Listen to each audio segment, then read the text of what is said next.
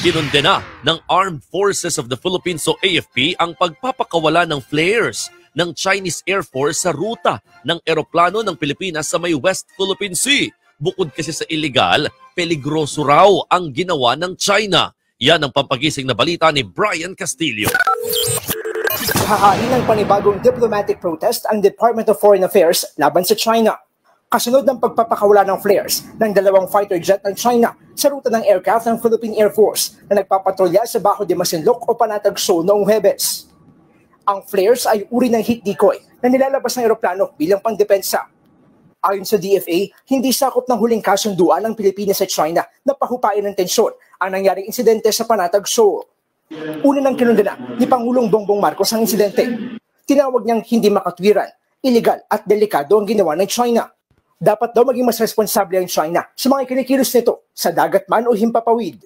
Tinawag namang delikado at mapang-udyok ni AFP Chief of Staff General Romeo Browner ang ginawa ng China. Nalagay daw sa peligro ang mga sakay ng eroplano. For instance, yung mga flare na yon ay nakarating dun sa ating aircraft.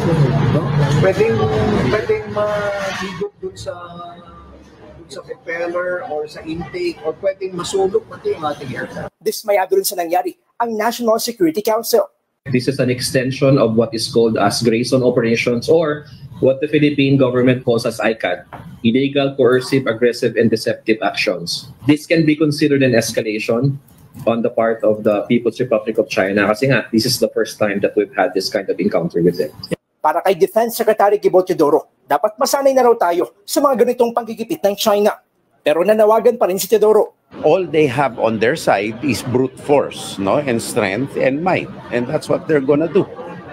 Hopefully, they listen to reason and heed the appeals of not only the Philippines but other countries to temper their moves.